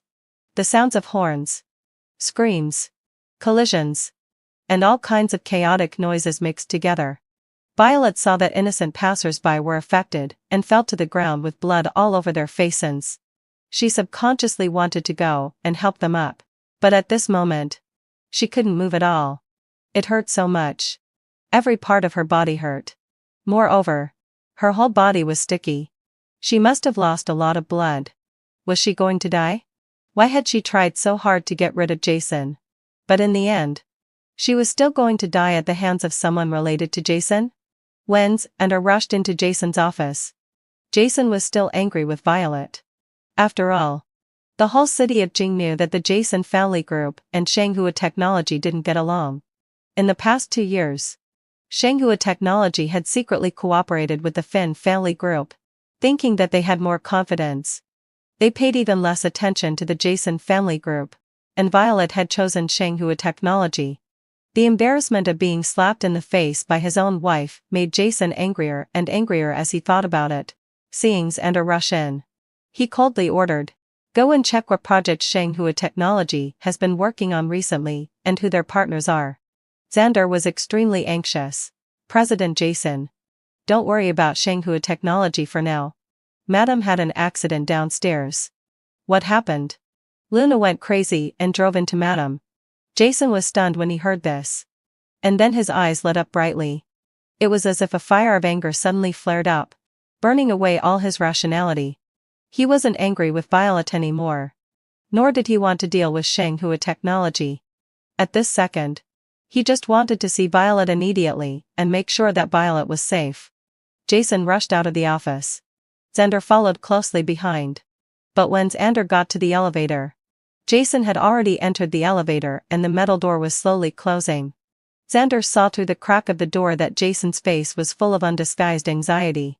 He had followed Jason for 6 years. In the beginning, Jason was still on and off with Luna. Later, Jason proposed to Violet. They got married. And finally Violet disappeared. Xander witnessed all of this. Actually, a long time ago, when Xander talked about his boss with his family, he had said, "I feel that President Jason loves Madam. Otherwise, How could a person who had never been in the kitchen since childhood suddenly start learning cooking skills? Just to make breakfast for the lady at home. During work. If Jason had free time, he would also ask about Violet's whereabouts. But most of the time, Violet was waiting for him to go home at home. At that time, Violet loved Jason so much. So much so that she made herself seem boring. And also made Jason think that such easily obtainable love didn't need to be taken seriously. Later, the two of them finally drifted further and further apart until it was now irreversible. When Jason arrived at the scene of the accident, many people had already gathered there. Someone had called the police and someone had called an ambulance. Through the gaps in the crowd, it could be seen that several people were trying hard to open the door of Violet's car. One of them had a particularly familiar back. It was Finn. He was actually just passing by today. Due to the car accident, the traffic on the road was in a terrible mess. He couldn't leave. And besides, it was human nature to watch the excitement. So he got out of the car to take a look. He was shocked when he saw it. The person in the car accident was actually Violet, especially when he saw Violet lying unconscious in the car with blood all over her face and not responding at all when people outside called her. Finn felt as if his breathing was about to stop. He rushed to Violet's car and, ignoring the kind persuasion of others, tried desperately to open the door. However, the door had been seriously deformed and couldn't be opened no matter what. Someone beside shouted, "The car is leaking oil. It might explode." The onlookers scattered in an instant and everyone hid far away. Only Finn remained where he was. He was holding a stone in his hand and hitting the car window hard, again and again. While hitting, he also shouted, "Violet! Wake up! You mustn't fall asleep." Someone beside him came to help him smash the window. Finn subconsciously looked over. It was actually Jason. Wasn't he afraid of death? There was such a big puddle of oil on the ground. And it could explode at any time. But at this time, Finn didn't have the mood to mock Jason. Even as rivals in love, they had to be on the same side at this moment. The two of them focused on smashing the car window. After hitting it hard more than a dozen times, they finally smashed a big hole. Without a second's hesitation, Finn threw the stone and tried to tear the glass with his bare hands. Then he leaned in, unfastened and the seat belt on Violet, and carefully carried her out. The moment Finn turned around, Jason stopped him. "Give her to me. She's my wife. Get out of the way." Finn completely changed from his carefree and smiling appearance last time and became as furious as a lion. Jason was about to say something else. Finn sneered and retorted first. "Who caused her to be like this? If you want her to die here, just stand there." Jason's eyes darkened, and his thin lips were tightly pursed. He knew that they couldn't delay any longer. If the car exploded, none of the three of them would survive intact. Letting Finn carry her away now could at least get her to the hospital earlier. Violet needed treatment. But which man could easily swallow this humiliation? Watching his wife being loved so deeply by someone else. Watching his rival in love take her away right under his nose. It was so embarrassing. It was so humiliating. Jason closed his eyes. Anger and heartache intertwined and crashed around in his body. Wherever they hit, it hurt. But when he opened his eyes again and saw Violet covered in blood, he was scared again. He was afraid that Violet would die. So he couldn't care about any embarrassment or humiliation. He had to make way. Only at this moment did Jason finally truly realize that he had actually loved Violet so deeply. Not far away, Luna, who was also trapped in the car, was on the verge of death. She saw Finn risking his life for Violet and Jason making way for love. Both men could sacrifice their pride and lives for Violet. She couldn't figure out why Violet was so lucky to be loved by both Jason and Finn at the same time. Luna wasn't as seriously injured as Violet. During her hospitalization, there were always police officers guarding her. Her parents came to see her. But the police had a very tough attitude. Later, Luna's parents hired a lawyer. But they still couldn't see Luna. The lawyer came back and told them, "Luna has offended the Violet family, the Jason family, and the Finn family at the same time. Now the three families have united to make her receive the heaviest punishment. This matter is not easy to handle." Luna's parents staggered back a few steps when they heard this, with a look of defeat on their faces. Actually, as early as half a year after Violet left, when they saw that Jason didn't have the intention to marry Luna, they had reminded Luna, if a man really loves you, he won't let you stay with him without a proper status. Even if Violet disappeared and couldn't get divorced, at least he would make a public statement to let everyone know that their marriage had come to an end. But Jason hadn't said anything to the public. Even once when a reporter interviewed him and mentioned Violet in the question, Jason seriously corrected it. It's not Violet. It's Mrs. Jason. Even though Violet had been missing for a long time and he and other girls were notoriously entangled, he still called Violet Mrs. Jason. Luna's mother burst into sad tears. Why didn't she listen? Why didn't she listen? If she had listened to their advice, she wouldn't have ended up like this. Luna's father also sighed beside her. Then the two of them discussed it and thought that they might as well go and beg Jason. Maybe there would be a glimmer of hope. In the hospital, Jason stood at the door of the ward. He had been here for 3 days. But he couldn't get in every day. Violet's mother, Mrs. Violet, was guarding here 24 hours a day just to prevent Jason from entering the ward. In her words, Violet will be unlucky as soon as she gets close to you. You're born to be a jinx to your wife. Jason didn't refute Mrs. Violet's words. Nor could he refute them. It seemed that as soon as Violet was by his side, she would indeed suffer all kinds of harm. The kind of peaceful and happy life that he wanted to give Violet always went in the opposite direction. Jason silently stood at the door of the ward. Occasionally, when nurses went in or out, he could peek inside through the crack of the door. Violet was lying quietly on the bed, with her eyes closed. She looked as if she was asleep. During the day, Finn and Sunny often came over. They basically didn't show a good attitude towards her either. Chase had followed Sunny here twice. The first time, he secretly opened the door to let Jason see Violet. The second time, he tried to plead for Jason. But in the end, Sunny scolded him severely and drove him away. After that, he was too embarrassed to come by himself. And Sunny wouldn't bring him either. Obviously, having so said why I'm sorry, Jason was Violet's legitimate and legal husband. But at this moment, he didn't even have the qualification to go in and see Violet. Violet was probably in a good mood today and came out to say a few words to him. When you were fooling around with Luna before, Violet was also watching you like this. I'm sorry. You don't need to say sorry to me. Violet doesn't want to hear your apology either. Mrs. Violet rarely didn't speak harshly to him. But the calmer the tone was, the more it showed that the whole Violet family was extremely disappointed in him. Finally, having fulfilled my Mrs. Violet said, Jason, if you really love Violet, you should let her go. If your fate with her hasn't really ended, you can try to win her back with your own abilities in the future. Jason raised his head in disbelief, and a glimmer of light slowly appeared in his eyes. Like a drowning man suddenly grabbing a piece of driftwood, his voice was a bit hoarse. And he asked slowly, can I still do it? Mrs. Violet smiled and looked back at the ward. Whether you can or not depends on what Violet says. Okay. After Jason finished talking with Violet's mother, Luna's parents also rushed over. Obviously, having fulfilled why I'm sorry, they were the elders. But when facing Jason, they were so timid and cautious. Jason, please let us see Luna. Jason, why are you telling me this? I didn't stop you.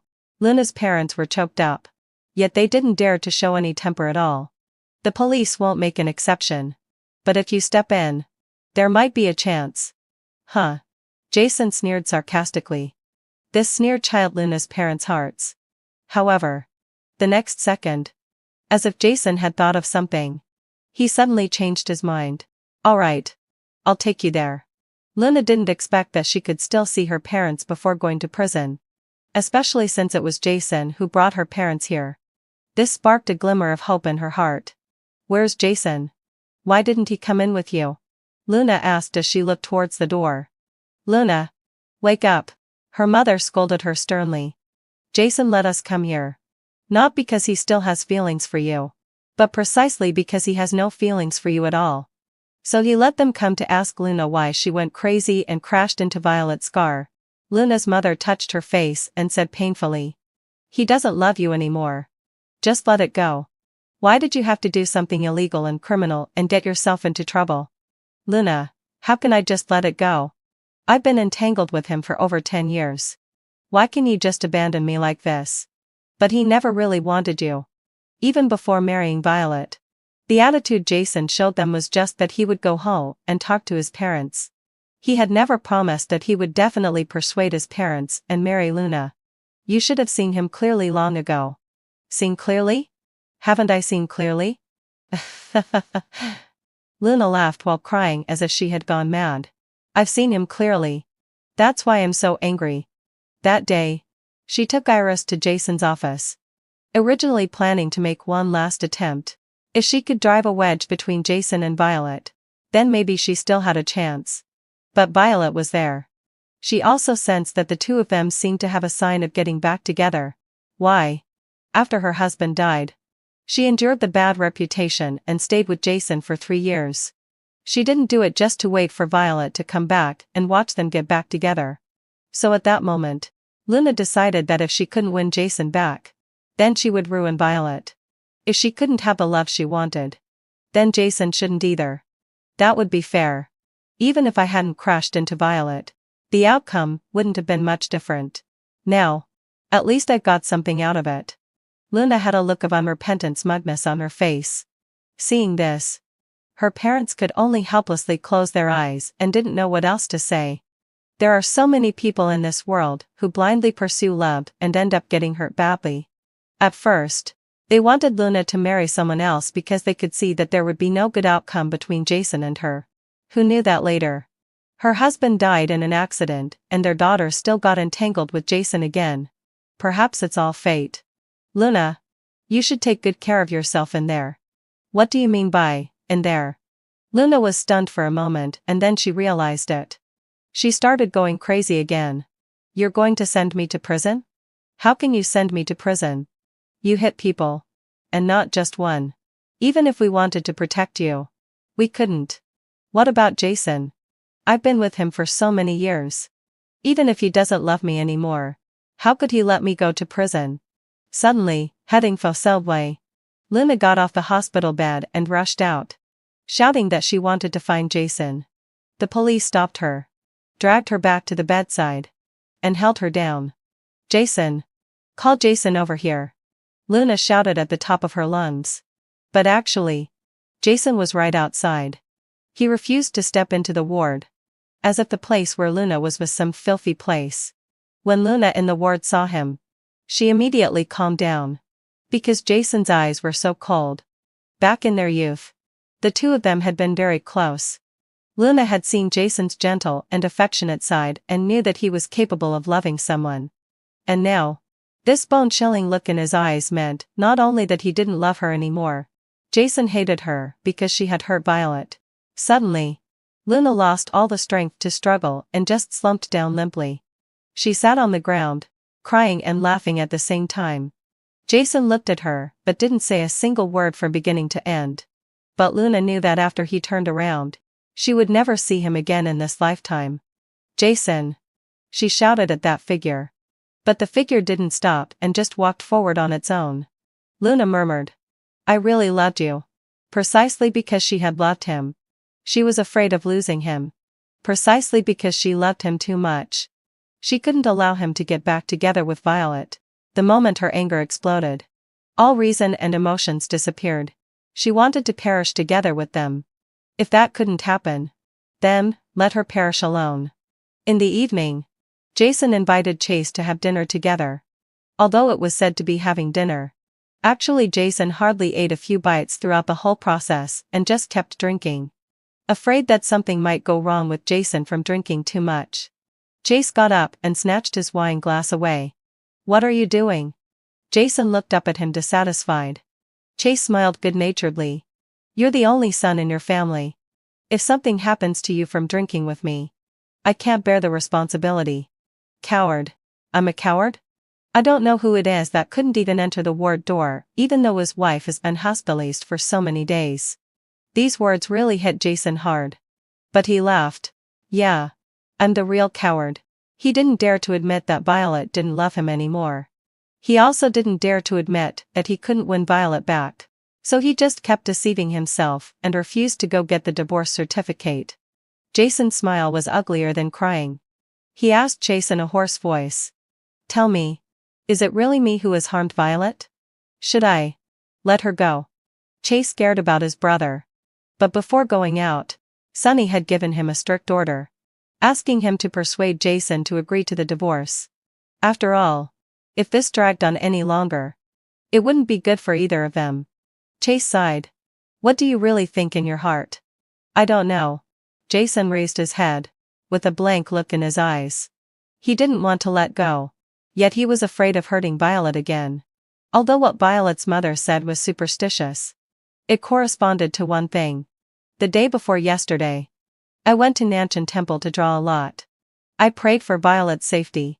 But the lot I got was the worst one. He went to ask the abbot in the temple to interpret the lot, hoping to find a glimmer of hope. The abbot said bluntly that if he wanted to get what he wished for, he had to learn to endure the pain and give up his love. Sometimes, the tighter you hold on, the faster it slips away. Jason was already in a bad mood because of the lot drawing thing. Later, when Violet's mother said that he was bad for his wife, his heart was filled with all kinds of mixed feelings and was extremely uncomfortable. Jason closed his eyes, hiding all the glistening tears in his eyes.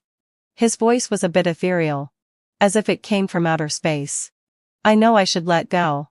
But when I think that after letting go, she'll have nothing to do with me anymore, my heart hurts so much. He pointed to his heart and poked it hard again and again, as if he wanted to stab it to pieces. He was really in pain. So painful that he didn't know what to do. So painful that he couldn't cry or make a fuss. As a brother, Chase was quite good at bickering with him usually. But when it came to comforting people, he was really not good at it.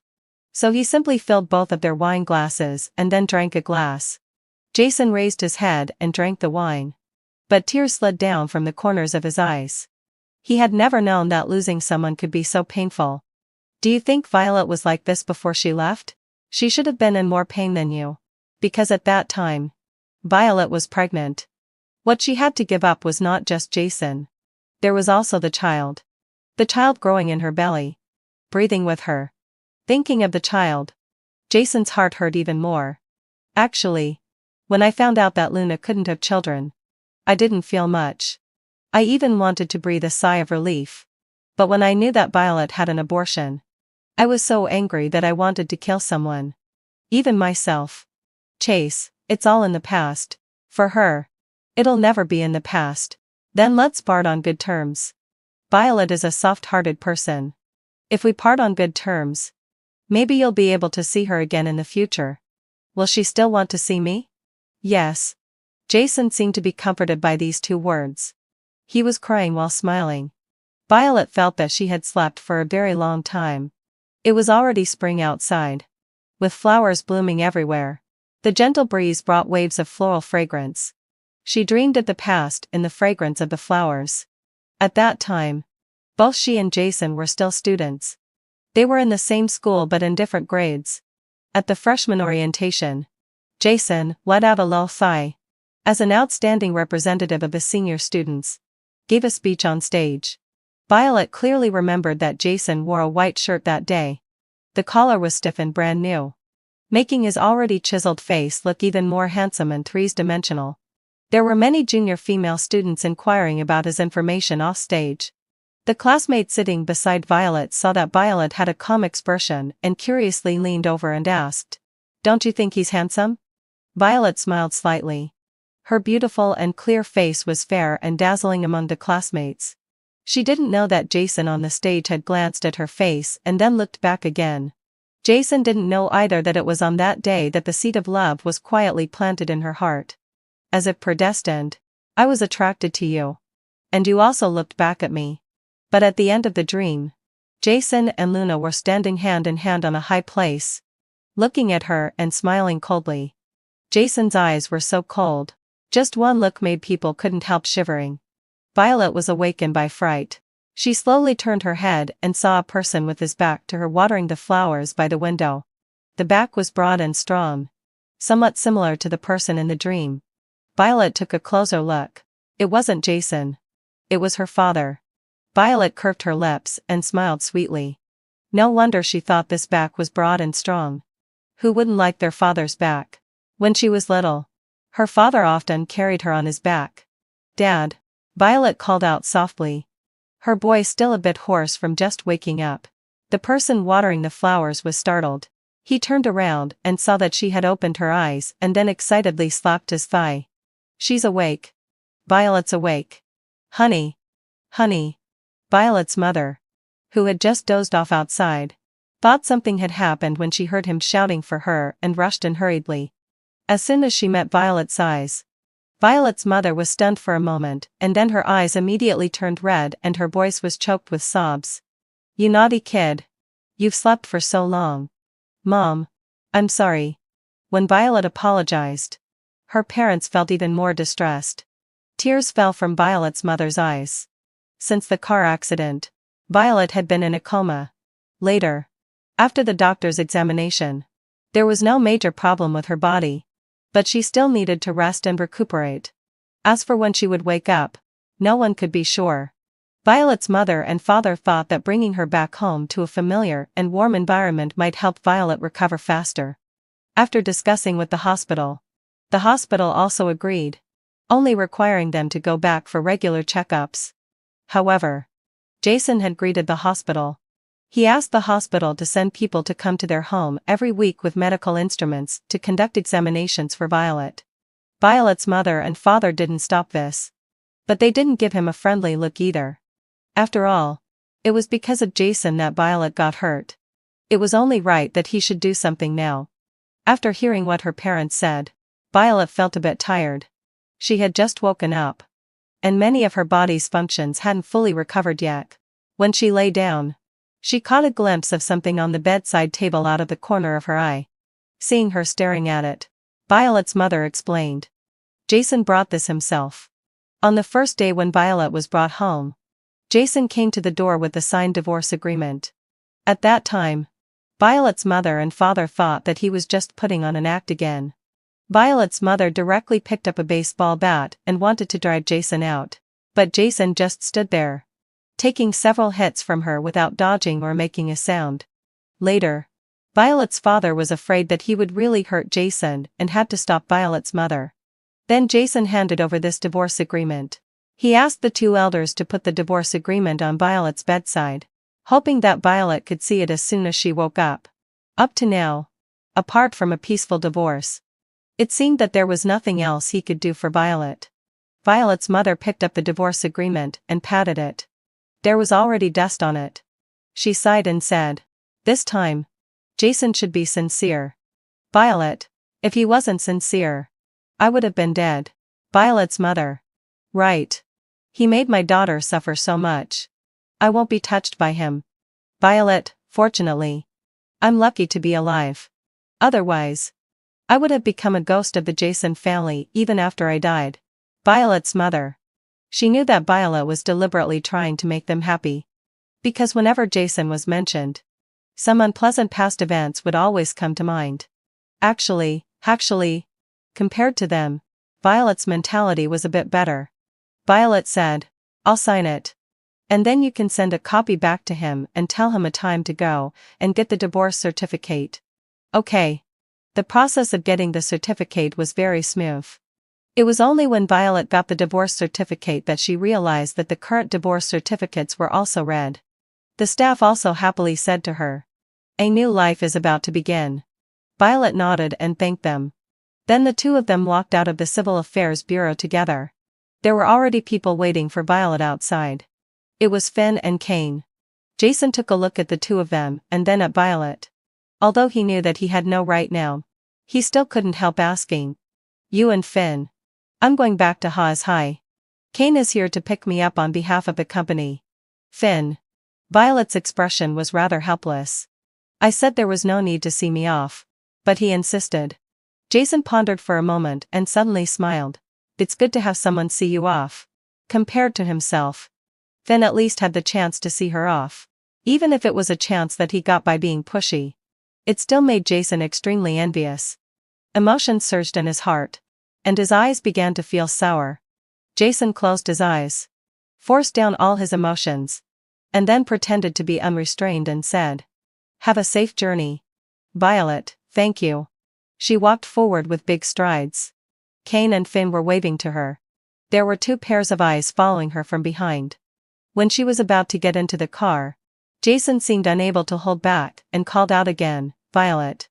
Violet turned around with a bright smile on her face. She was standing in the sunlight, while Jason was standing in the shade. Their eyes met, as if there were thousands of words. But in the end, everything became calm again. Violet asked in a calm voice. What's the matter? Is there anything else? Jason, nothing. You. Have a safe journey. Yeah. Take care too. From now on, we will never meet again like mountains and rivers that never cross paths. I won't ask about your past. Jason. Goodbye. Jason.